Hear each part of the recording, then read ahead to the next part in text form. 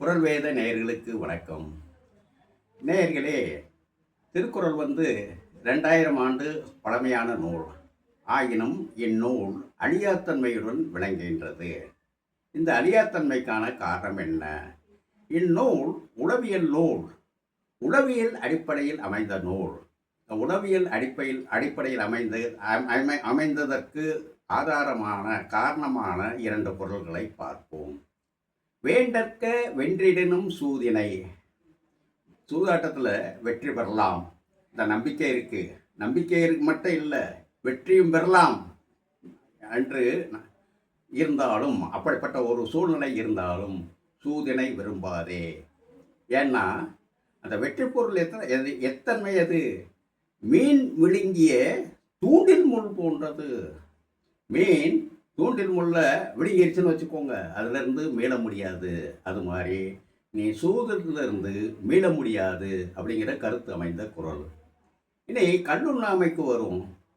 கல்லை உண்ணாதேங்கிறார். கல்லை உண்ணாதே என்று சொன்னவர் அடுத்து என்னன்னா பல்ட்டி அடிக்கிறார். உண்பதாய் இருந்தால் உண்டுகொள், உண்பதாய் இருந்தால் உண்டுகொள், பல்ட்டி அடிக்கிறார். கல்லை உண்ணாதேன்னு சொல்றாரு.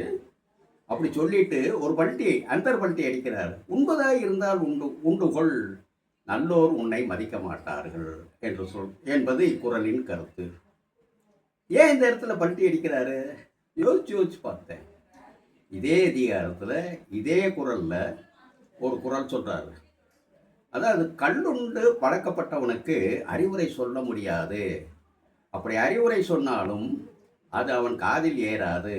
எப்படி என்றால், நீரில் மூழ்கியவனை தீயொளியால் தேடும்போது தீ ஒளி தண்ணீர் வரைக்கும் போகும். தண்ணீருக்குள்ளே போச்சுன்னா அணைஞ்சிடும். அது மாதிரி இந்த அறிவுரை கல்லுண்ணாதே அப்படின்னு உனக்கு சொல்கிற அறிவுரை காது வரைக்கும் போகும், காதுக்குள்ளே ஏறாது. அதனால தான் அவரே ஒரு குறளில் சொல்கிறாரு,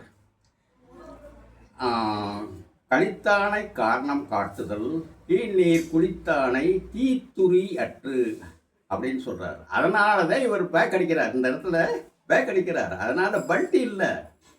இது உளவியல் நூல் அடிப்படையில் அமைந்ததுக்கு இக்குறள் பொருத்தமான சான்று. கல்லு குடிக்கிறவனுக்கு அறிவுரை கூற முடியாது, கூறினாலும் ஏறாது. அதனால தான் கல்லை உண்ணாதே என்று சொன்னவர் உண்பதாக இருந்தால் உண்டுகொள், நல்ல உன்னை மதிக்க முடியாதுன்னு முடிச்சிட்டார். இத்தகைய நுட்பங்கள் அமைந்த நூல் என் நூல். நுட்பங்கள் தொடரும். நன்றி, வணக்கம்.